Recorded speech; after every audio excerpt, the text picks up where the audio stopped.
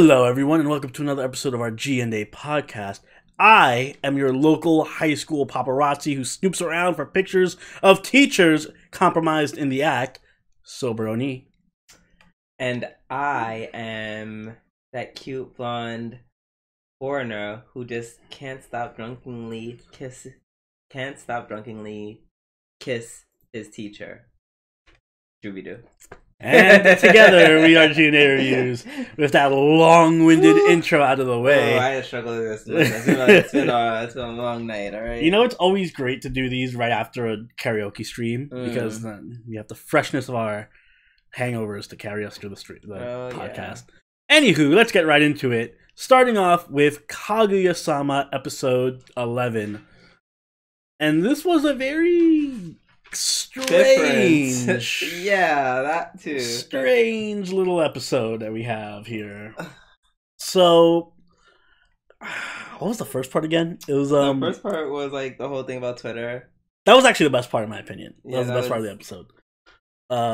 Seeing Kaguya run around to grab Hayasaka every 5 minutes because of Twitter related. I'm banned from Twitter. That was okay. It's like I'm banned from Twitter. And we're like, cool. I'm like, how the fuck did she manage to do that? 5 seconds, like she just shit posted something. Twitter is just so corrupting. No, that was great. Although, as someone who works in IT, I'm more than a little agitated because I related. I was triggered really hard. I relate. I feel. I was like, oh, this person's my mother. I relate to Hayasaka where I'm just like chilling, like, oh, it's my break time, and then some idiot runs and like, help me! What does this mean? Oh, I'm like, did you turn on the computer? Oh, I didn't know there was an on switch on the computer. So yes, I was a bit triggered by Kaguya being completely computer illiterate, but she is still adorable because this is anime, so I will not relate it to my personal horrific experiences in IT. Even though you just kind of did. Yeah, poor Hayasaka. She was just trying to get comfortable. She's like, oh god, I remember that. And like, I'm trying to get comfortable, and mom's like, Andrew, I need help. Something, iPad, something, technology, something, install help. I'm just like, well, that was a nice 5 seconds of me just, relaxing, enjoying my life. I love how Hayasaka's just like chill too. She just takes the lawn chair or whatever and puts it in the bathtub. She has her whole setup with the wireless Bluetooth speakers and everything. Yeah, and she clearly like converted that whole room. By the way, we have to just deal with Shuten. There's no way we stop Shuten. Shuten's an unstoppable force for this podcast. Right? Yeah. So yeah, that was great. I also really liked their interactions with Hayasaka and Kaguya, because I don't know, Hayasaka's just like a smart-assy, sassy maid. I just love her. Yeah, but she doesn't overdo it. Yeah. Yeah, she's like a good side character, I would say. Next part is when Chika returns home. It shows like a brief scene of her and her sisters as one of them just randomly collapses. Yeah, in the background. Just also there was like a lot of random Chika fan service this part. Like the first shot of Chika is her in a, in her side boob, massive side crazy boob, side boob, insane side boob fan service. And then it pans to like her sister, who's also in a bikini. But even like when they're eating the ramen, like when she finishes off the bowl, she has like this orgasmic fucking Food Wars face or whatever. I think you're pushing it a little bit much. I'm not saying that might be the thumbnail for this. I'm not saying it's like, whoa, you're talking about left field. I don't think they were trying to go in that direction with that part. That's the way I read it. I'm shocked. I wonder why. It's one of those low-key fan service scenes. So yeah, speaking of which, it just at the first part, it also just like veered way off course. Goes to like this middle-aged man who's just going into a ramen shop and just talking about like, I'm getting this kind of ramen, da-da-da. And of course I only know to get that ramen because I'm a ramen connoisseur. And then, of course, for no reason at all, enter Chica, Mm-hmm. who just pops down, and then she enjoys. Well, she orders, I should say, the same thing. And then she proceeds to eat the ramen, and then meanwhile, the guy is just like dissecting everywhere. He's like, "Oh, she got super firm noodles." I saw that. I saw that episode or that part of the episode twice, and the first time I saw it, I was kind of like, "Oh," I was like, "Oh, this is so random and silly," and I was kind of like, "Whatever." I was like indifferent towards it. But the second time I watched it, I actually found it a lot funnier. It's like the exaggerated motions and like the off the charts reactions. I think it just caught me off by surprise the first time around. I couldn't react properly to it. But yeah, and I really liked it. It was also very Food Warsy. Yeah. Like going way too hard in the analysis of how to eat ramen. They're like, "Oh God." Like, "Oh God, will she forego her womanhood and add the garlic?" Yeah. I wish you could do that with something like American, like eating a cheeseburger and like, wait, did he put the pickles before the lettuce or after the lettuce? He's not a true cheeseburger connoisseur. Like, there's not very many sophisticated ways to eat many American foods, unfortunately. Yeah, but apparently you can just do whatever you want with ramen. That's why I don't go to ramen shops. I feel like I'll be judged. I'm just gonna be in there like I could not care less. I'm here's disrespect my money. Their culture like here's that. My money. Listen, I will slurp. I know they like when you slurp, so I'm gonna do just that and no more. And then, well, I already have my special way of eating ramen, so I already feel like I'm cool enough for it. Yeah. Also, I fucked up and forgot to switch the thumbnail. Well, people are gonna live with that now.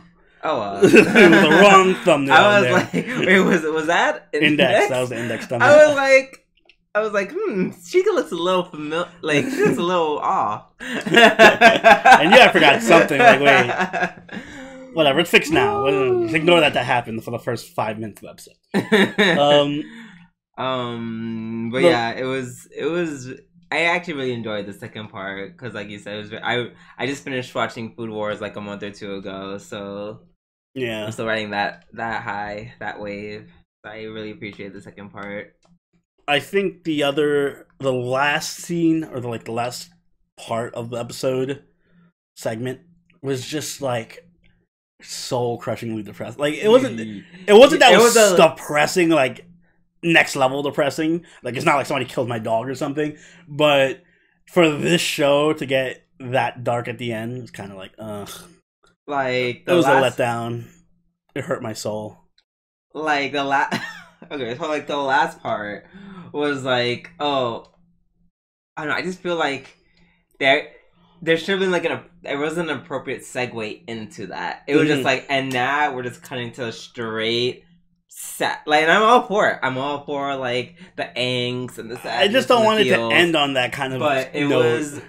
But even for me, it was a little just like. It caught me off guard. Like, it was too extreme. Like, we were, like, having such a good time, and they're like, oh, now serious. I'm like, wait, what? What? Yeah, what?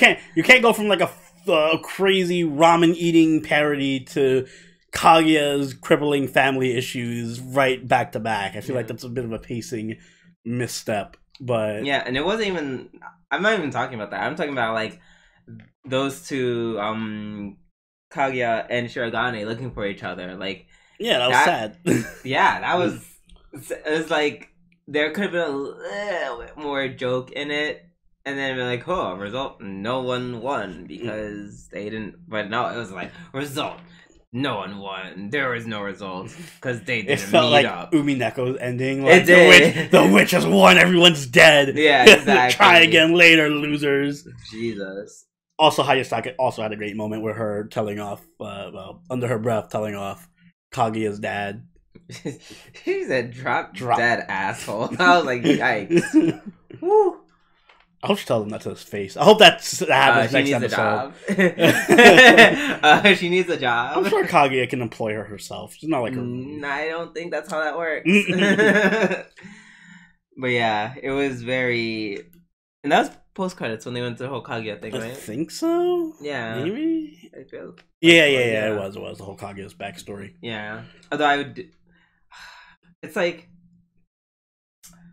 you know, the sad part about it is what I actually feel like it was done well. Yeah, it was done well. It was done very well. Like, I liked it. I love, like, the CGI of, like, the hair on the screen. Ooh, like, that gave me chills. Like, I was like, oh, wow, this is really, ooh. Yeah, it was done well. I think it was just because I was not expecting it, and I had just come off watching Domestic Kanojo. I needed something uplifting, not something... And then it's something even more depressing that happened. Like, it's actually out sad and...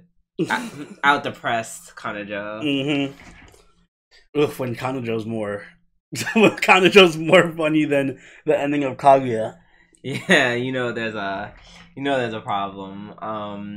Yeah, like I said, it was good angst. I just wish they segued into it better. Yeah. Or kept some of that, underlying comic effect, which is literally what this anime is known for. Either way, let us move on to my episode of the week with Tate no Yuusha, episode 11. Fuck it. Yeah, I'll make it my episode too. So both of the isekai anime this really... Ow! I feel like that's the second time that's happened. That is definitely the second time that's happened. Ow. Drew dropped his iPad on top of his foot for those of you listening along with us. Ow. This is the raw emotion of this podcast. My lord, this whole podcast is a shit show. We're not even 10 minutes into this podcast and we're fucking it up. Anyway. Tate no Yuusha, yes. Both of the isekai anime this week were stupendously good, but this one I think took it home for me over Slime, only because there was so much attention to detail in this episode. Like, I loved all the little hints and nods to all the RPG elements and stuff. Like, they've done it before, but now that I'm actually paying much more close attention to it, like, they did the whole thing where they outlined the HUD. They did, like, everyone's levels. They even put numbers to reflect their experience gains and bonuses. They showed the enemies' health bars. Oni was, like, jizzing over, like, the interface. I was like, oh, this is what Sword Art Online should have been. Blah, blah, blah. But this actually kind of is They had an HTTP bar. And we got to see a lot of Firo being completely busted OP. She literally turns to a Dragon Ball Z character. She's like just flying around. She's like after teleporting. Yeah, like teleporting, smacking up that giant Soul Eater. But then we thought that the team couldn't get any stronger. Naofumi was like, "Wait, hold my beer, guys," and proceeded to go. I'm trying to think of something appropriate. Cursed Arm Sasuke on us. Oof, you're going out there. You didn't go for the low-hanging Dragon Ball Z fruit? No, no Ultra Instinct. I had to do better by this anime. Yes, he went Cursed Arm. Cursed Seal. Cursed Seal. Who's Cursed Arm? Hassan. Oh, okay. Cursed Seal Sasuke. Excuse me. And I know you hate Naruto, but get the references right. And he was just like, I'm going to touch this monster with my shield and light it up on fire. That's basically what was happening. Yes, I think his shield just ignites people or things. Yeah. Also, somehow Firo is possessed. And Firo got affected by the curse, and she was like, I'm also scary now. And I like that. I like the interactions between all the heroes, because it's like kind of the first time they actually all fought together. So that was fun to see. They all have like their little hang-ups, like Motoyasu's is just a dickhead. Yeah, just an idiot. Sword Hero he's smarter than the other two, but he kind of just sees everything as a game, so he doesn't take it seriously. And then Bow Hero's just kind of arrogant. Doesn't want to admit, and he's fucking up. So it's nice to see all of them and their little hang-ups interact with each other. Yeah. Also nice to see it's nice to see them like actually all literally fight together, like including with Naofumi. Even at some point they weren't. They were just standing there, and Octavia was like, "Hey, hello, aren't you guys actually the hero? Like, this is literally why the only reason why you're summoned is to do this. Why are you not doing this? I don't understand." Yeah. She was like, "Wow, I'm so weak. If I had some power." Wait, you guys have power. Do something, stupid. That was great. Also, the the reveal of the what's her name? Glass. Mrs. Glass. I'm gonna call her Mrs. Glass. Why you call her Mrs. Glass? You don't know if she's married or not. She's about to be married. She's married to me in my waifu headcanon, so she's gonna be called Mrs. Glass.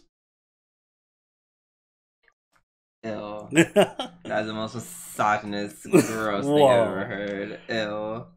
I'm glad that they actually introduced her because I thought she was gonna be like somebody that they tease at the end of the last episode, and it doesn't show up to like the last 4 or 5 episodes of this season or whatever. Yeah, as like the final villain. Yeah, I was thinking about her, like, and I was like, oh yeah, they're like, oh yeah, we did it. And I'm like, wait, no, where's homegirl from last episode? So I'm just gonna assume she's fighting all of them, and she's gonna beat the shit out of all of them. Yeah, kind of. I hope she would. Seeing how she like one shot that Soul Eater. Also, yeah, Mad Mountain now for me didn't get to absorb the Soul Eater. Oh yeah, he did not. I love how they made very good care of that to show that like he can't do it because it's falling into like a bottomless pit. Yeah. Also, yeah, he killed the Soul Eater himself. He was like, he whipped out Carmel's Nova Phantasm. It was like, he may not be female, but it's still gonna hurt. Oh, also, I'm now shipping Fido and Motoyasu. Yeah. They have like that little tiny moment where she's just like, "Oh, you sort of loser," blah blah blah blah. They have this weird cuteness together. I understand. As much as I hate him, yeah, I know. I'm like, I understand it, but I'm just like, oh, I hate this guy so much. Yeah, still, I feel like he's gonna come around for Fido's sake. He seems to like Fido more than he likes what's her bitch face, whatever her name is. Yeah, her, Mine or Melty or one of them. One of them bitches. All right, let's move on to another over-the-top show, Kakegurui XX episode 11. So, like most of the episodes, this was also fun and also it is, yet it's not gambling. It's literally just an auction. It is kind of more than that, yeah. But it's just an auction. It's just like an eBay auction. It's just gambling off or like auctioning off points. Yeah, so, and the gamble is whatever you put down, you don't get back. Mm-hmm. Very, very minimalistic gambling element to it.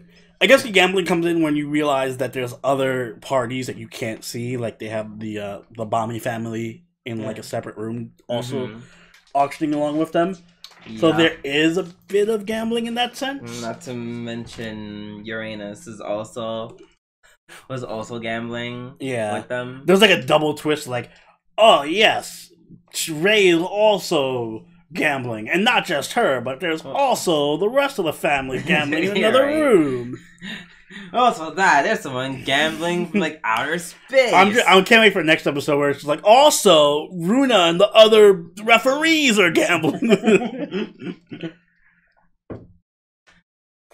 The best part of the episode for me, by default, well, there's two best parts, but the first best part was Mary constantly being like, what the fuck is wrong with you people? Are you fucking crazy?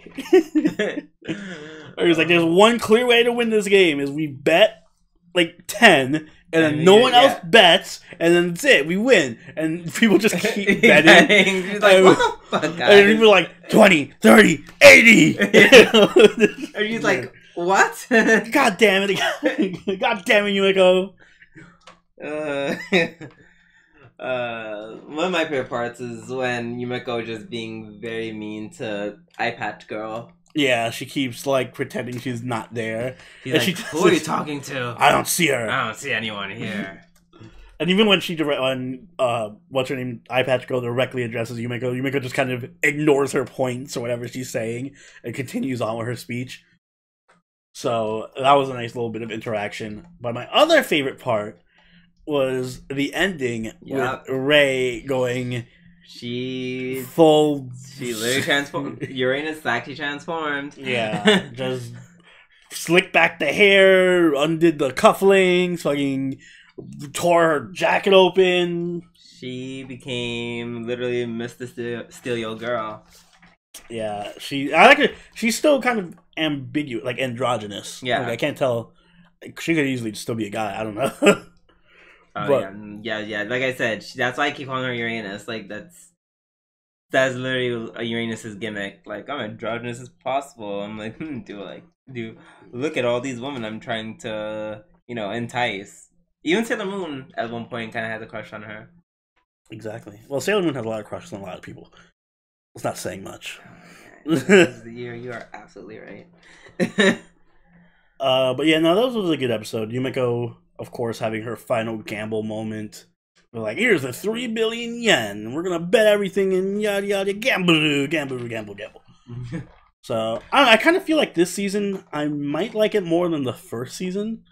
Because if I remember correctly, the first season kind of had like ups and downs. I feel like for this whole season, it's been just a straight ride. Yeah. So I'm liking it. Hoping there's a third season. Hopefully it does well enough to get a third season. Yeah, Shuten also agrees. Yeah, Shuten says Urishi. She'd be very happy if there was a third season. So make that a possibility. Netflix, fund it. But yeah. Let us move on. Let's move on to Domestic Kanojo, episode 11. One more episode left of this fucking train wreck of a show, and then we're finally done. It's such a shame that Hina gets caught only the episode before. I know. I feel like, so, the ending of this episode was Hina gets caught, well, I would say finally, but it was actually pretty quickly.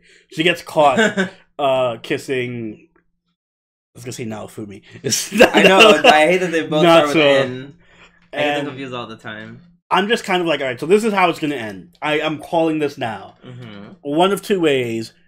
Hina's responsible, breaks it up, and it ends like on like this ambiguous cliffhanger where they both, her and Rui and Natsuo, like they all is like a love triangle where no one's outwardly in a relationship, but they all have feelings for each other, and it's kind of just like, read the manga for more or whatever.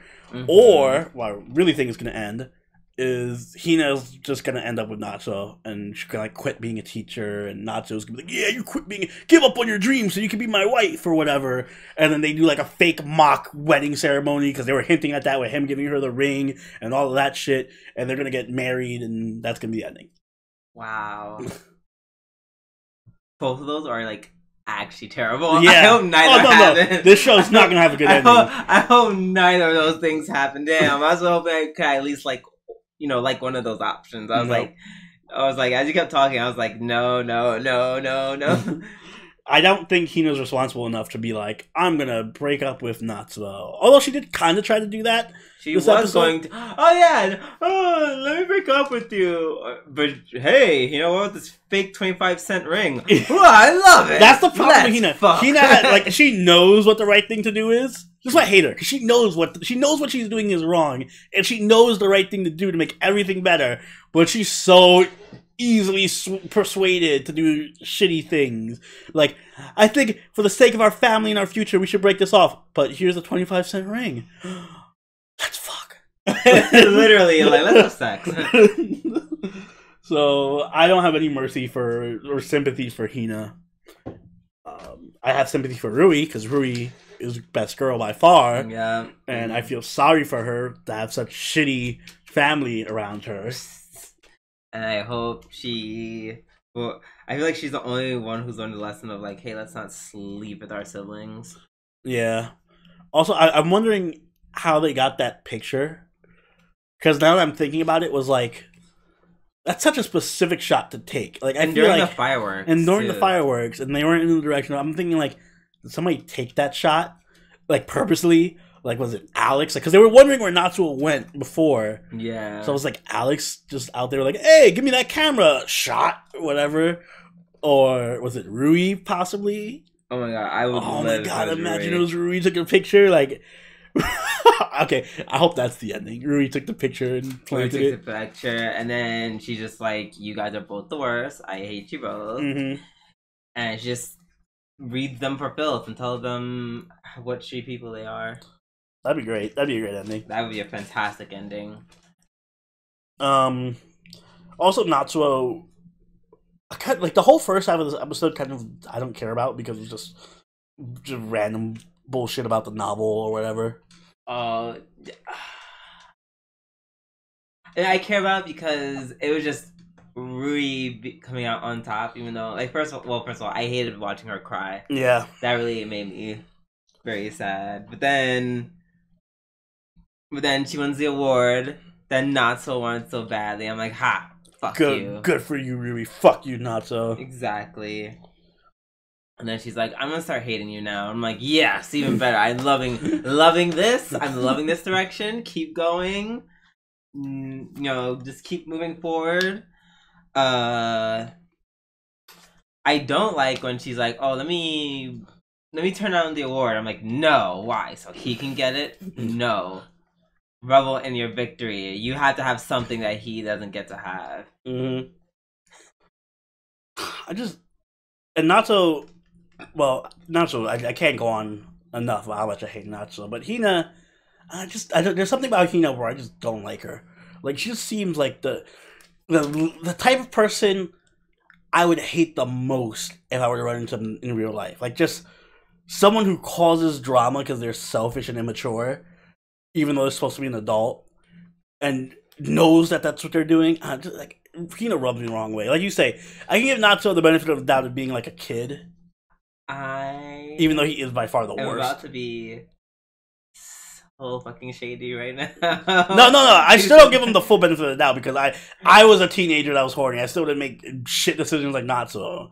I'm just saying, I think Hina, it's like a race between who I hate, like who's the worst, Hina or Natsu. Well, first of all, you never dated like a woman who's like, you know, sexually promiscuous, who's like, oh my god, like, you're cool, let's gotta have sex. But that's the thing, like, Hina, see, that's why I like Akane in Kuzu no Honkai, because at least Akane was like a fucking succubus type of seductive mistress thing.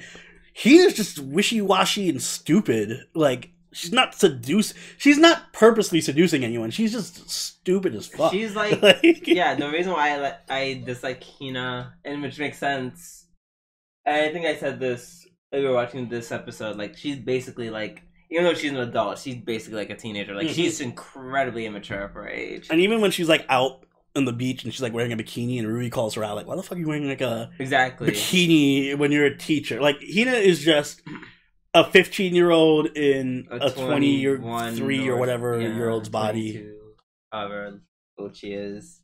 It's all bad, all the same. Mm-hmm. And a particularly dumb 15-year-old. Not like a smart 15-year-old. Just like a really dumb 15-year-old. Yeah, like a really dumb one. Like, I feel like if Natsu was like actually 17, he could, and like had some semblance of intelligence, he could easily just manipulate her because he is manipulating her pretty well with the whole, like, he literally tells her, she's like, I want to break up with you. He literally is like, rejected. Your thoughts are meaningless to me. We're fucking right now. I don't know. I wouldn't say that to manipulate. That's just him being all like, I really love you. Oh my god. I mean, like, some type of light Yamagami shit. Oh, well, there ain't nobody. That's definitely not Natsu. Okay. Exactly, though. He wishes he was like 1,000th the intelligence of light or Lelouch. Yeah. So, I guess we're done bashing. Yeah, I can't wait till next week to actually see how this... I'm actually curious how this ends. I really want to know. Yeah, me too. I hope it has a good ending. I really hope it does. I hope it has a define good ending. Like, no, okay, it doesn't have to be like School Days. I know you want it to be. I want a School Days ending. Yeah. Yeah. No, I don't want it to be School Days. It doesn't have to be School Days for it to be good. All right. Well, School Days wasn't good, by the way. It was School Days was a masterpiece. It was actually everyone trash. should watch it. Speaking of masterpieces like School Days, let us move on to Boogiepop. Wow. Warawanai. Disrespectful. What the hell is wrong with Episode 17. You have some fucking nerve. Some fucking nerve. So more about the King of Distortion. I'm starting to think that the King of Distortion and Tadatsuki are two different people. Which one's Tadatsuki? Is he the He's the one who made the building. One? Yeah. I feel like this is a confusing arc. Just because there's so many different things. Like, there's the King of Distortion. There is Tadatsuki. I also think that they're different entities. And then there's the guy, the dinosaur thing that Boogiepop took care of last episode. So, and I feel like those are all 3 separate instances of something happening. Yeah. Like, yeah, I don't think that, because the way that rich dude Steve Jobs, you called him last time, I'm calling him Steve Jobs. The way Steve Jobs kind of like had his message laid out and everything kind of made it sound like he expected everyone to be awake and conscious, looking for an escape. And they're all clearly knocked out, unconscious, and in this kind of not everyone. Well, for the most part, just like a couple of them are up. He wanted some. I think he knew this was going to happen, and he knew someone was going to be smart enough to escape the King of Distortion's reality, make up to the room, and that's why he's like, "Hey, because you made it all the way up here and listened to this message, you're potentially a threat to a Torah organization." So you watch think out. He accounted for King of Distortion? I think so. Like, why else would he say? He wouldn't say it to a whole group of people. Because he did the whole thing where he's like, "Oh, I cut off the air duct, so you're gonna die." I feel like he wouldn't go to this grandiose thing just like on the off chance like 2 people got up out of the illusion. Like the way he keeps addressing, like it sounds like he's talking to a group of people. Well, how can he know it's going to be one person? He says he doesn't know how many. I don't know. I don't think there's anything that would preclude him knowing that everyone's going to be stuck in an alternate confrontation with their inner self. Well, or anything. He clearly plans to put some type of. I think his plan was just like he locked everyone in the building and was trying to freak them out, and hopefully somebody will get through smart enough to overcome his manipulation. And manipulation of what? He told everyone the air ducts were locked so they can try to find an escape and cause panic and all that craziness. Like that's why I think like all his threats are meant to cause panic among a group of people, not just like 2 people who escape. But then what's the point of knocking them all out with sleeping gas? If you could just locked it down and said that from the start. But that's my point. The way he's addressing and doing everything, it looks like he's accounting for it to be a bunch of people, not just like 1 or 2 or 3 people randomly who were able to overcome the King of Distortion.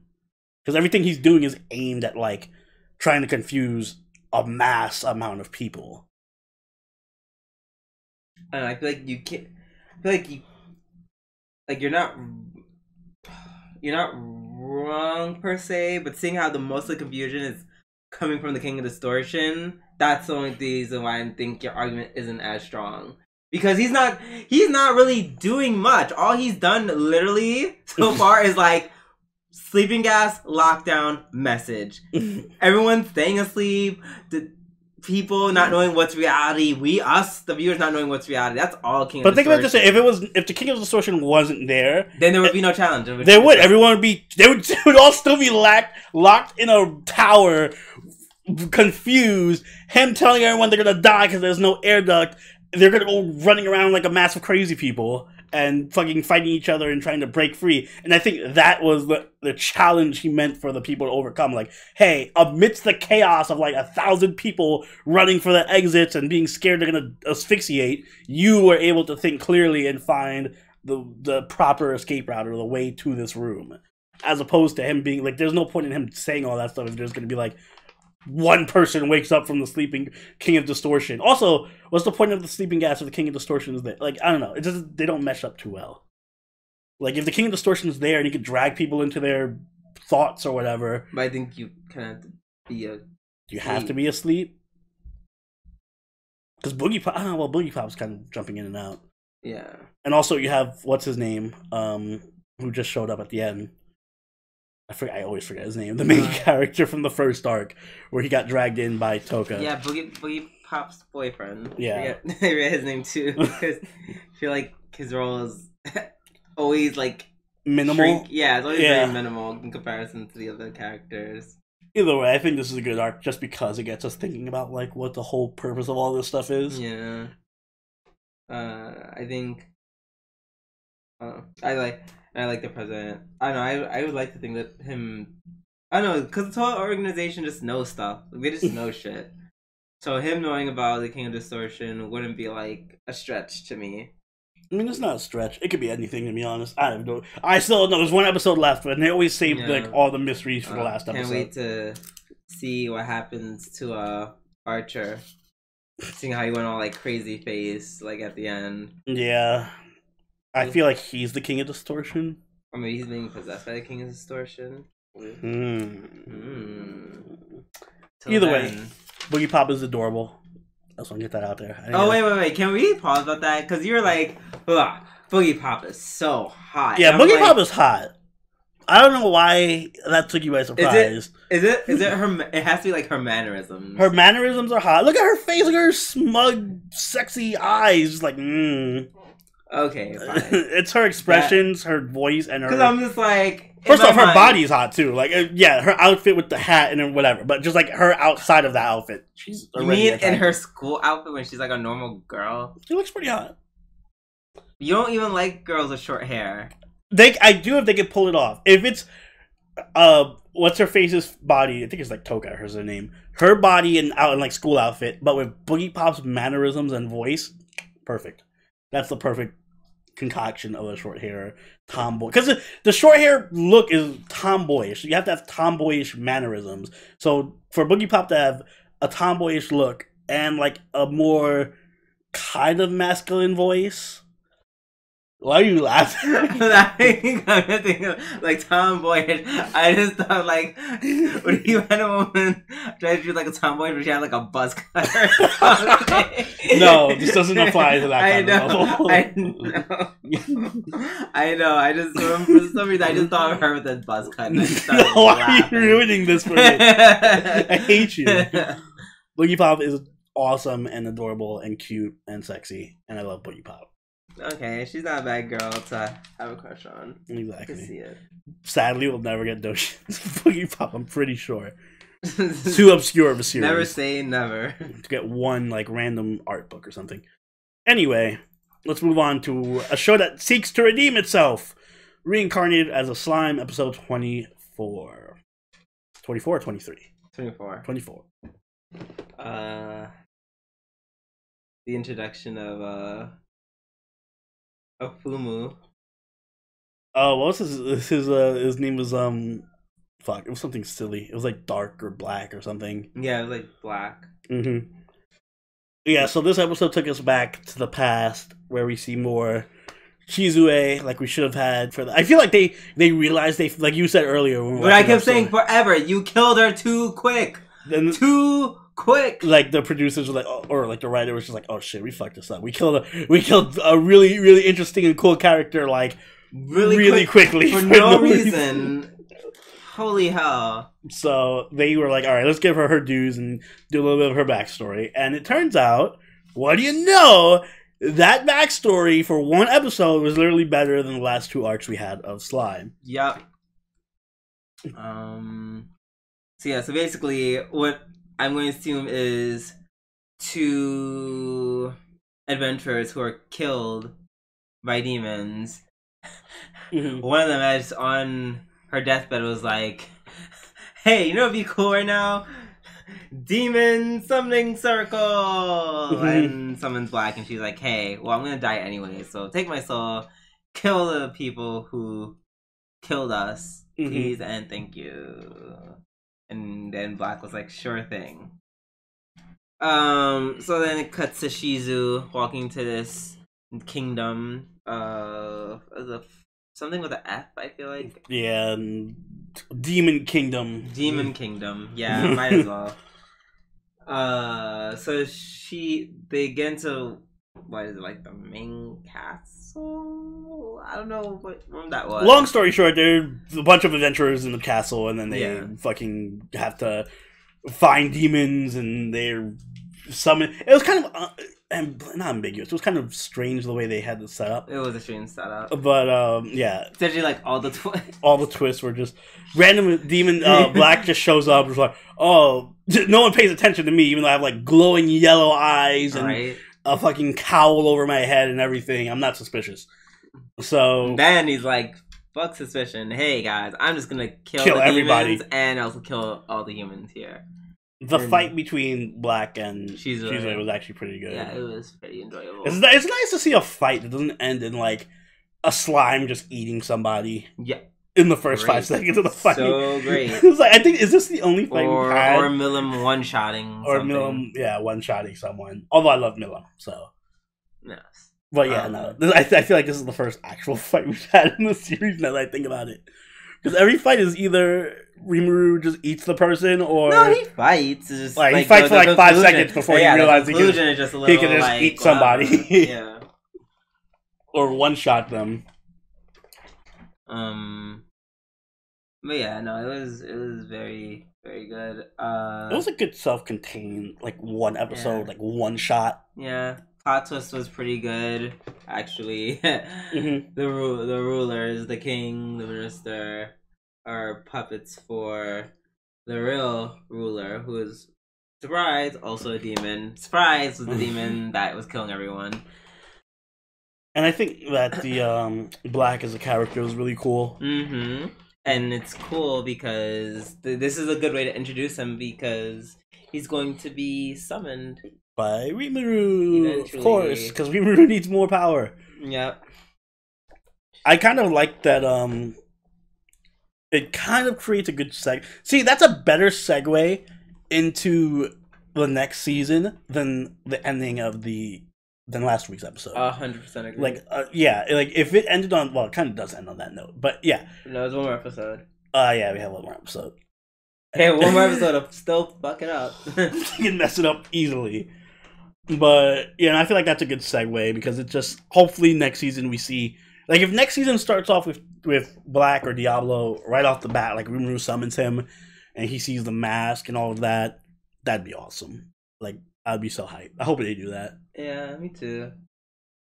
I have faith. I can believe. Still a year off, though. So, let us move on to the last show of the week, which is Aru Majitsu no Indexu, episode 24. Oh my god, it's 26 episodes. Oh my god. Why is it 26 episodes? Damn it. This episode... So, apparently, some song can save Last Order. They have to change it. They either change the verses with some magic, whatever. Typical index stuff. Yeah, well, really didn't care too much about that. What I did pay attention to was the fight with Mugino, yet again, aka the Terminator. First off, Mugino just comes out of nowhere. That was just like, I know that they showed her earlier, like last episode. She was definitely in Russia. She was in Russia, but she just like popped out of the fucking snow. He did. So, but that was such a weak plot line. The Mugino thing is just dumb. Maybe because they didn't go into it too much in the anime, or there was like I'm missing so like all the other index things. I'm missing like a bunch of context for whatever the hell's going on. But it just kind of felt like, all right, so let me see if I got this straight. Someone betrayed Item, or Frenda did, I guess technically, because they captured Frenda. Mugino was like, "Oh, how dare you betray Item? I'm gonna kill you," which is over the top. But then that suddenly triggers her to go to a murder spree where she kills everyone else. Even though that makes no sense. You betrayed Item, so now I'm gonna go kill everyone in Item. All right, whatever. Yeah, right. I'm gonna kill for no reason, just kill everybody. And then that leads into like this whole thing of her tracking down Hamazura and Takitsubo to kill them. Presumably because this is what Academy City wants for whatever reason. Yeah. And Mugino has no real objective other than this blind rage that she has for no reason. And now it's okay because Hamazura is just like, for a minute, was just like, no, I like you still. So now she's back to normal. Like, it's such a weak plot line. Yeah, it is. I think I liked it because it was like, it's resolved and I don't have to care about it anymore. You know she's gonna kill herself, like saving Hamazura or something like that. Yeah, she's literally going to turn into one giant green bomb. I'm mad Frenda died for no fucking reason. That upsets me. This really upsets me. Why did Frenda have to die for this bullshit? For this dumbass bullshit plot line. He died for friendship. What a shitty plot line. Had to kill off one of the best girls in the show for this dumbness. Okay, best girl, that's... she was the best girl in Item. I don't remember her because she's dead and you have bad taste in best girls. Wow, I was gonna say because there's like a billion female characters in this fucking anime, but yeah, sure, let's go with that. Ass. So the whole Mugino thing was resolved. The rest of the episode was the fight between Fiamma and Toma that also equally made no sense. Wait, who and who? Fiamma and Toma. Oh yeah. I was like looking at my notes as you said it, and I'm just like, huh? But yeah, that didn't make sense. Although that was cool. That Fiamma, like, shout out to people who actually do what they set out to do. Mm-hmm. He's like, I'm gonna get your arm, and then he took the arm. He did. He absorbed it.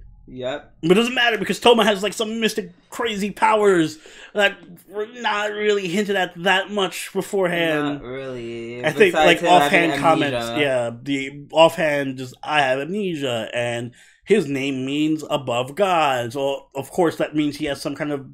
It's basically it was enough set up for the viewer to be like, oh, he's gonna have some bullshit power by the end of the series, and he does. He can just regrow his arm with a Imagine Breaker.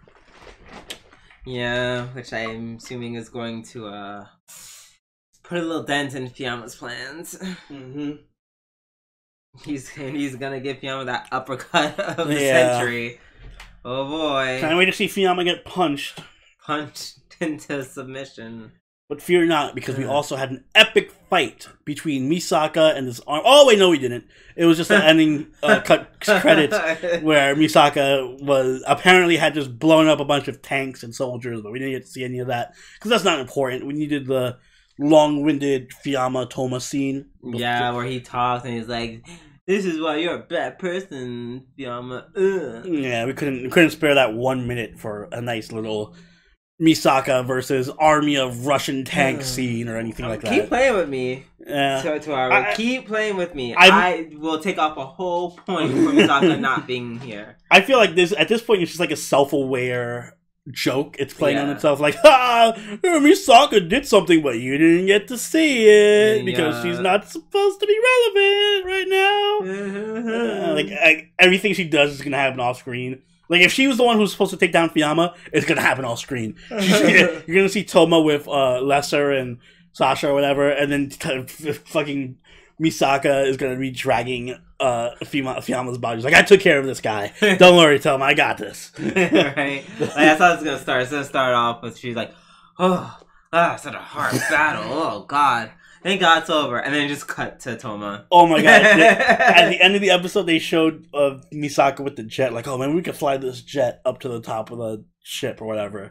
I guarantee they skipped that. Watch them skip that scene. And you're just going to see Misaka at the end of the next episode already on top of the thing. Like, oh man, I can't believe we got in a dogfight with all those Russian military aircraft and we had to stop that nuke. Well, thank God we're here now. Yeah, they got to do all that stuff. Yeah. Now I'm just going to sit back and, not interfere with Toma's fight because, he has something to prove. Yeah, exactly. Index. Anywho, that about wraps up our podcast for this week. If you guys enjoyed that, make sure you hit the like button and subscribe so you can be up to date with the podcast when it drops every week. Also, make sure you follow us on Twitter, Twitch, and join the party over at our Discord. And if you want to go that extra mile, you can donate to us on Patreon, like all these lovely patrons on the screen right now. Drew, do you have anything you'd like to add? Just curious, anyone out there is also attracted to Boogiepop? Not being a dick, just curious. I actually just want to know. It's a poll that Drew's running in his head. Yeah, because I'm just like, oh my God, is Oni the only one who feels this way? Or is there more? Make sure you drop the Boogiepop love down in the comments, guys. Yep. This has been Silver Oni and Dooby-doo. We'll see you guys next week. Bye. Later.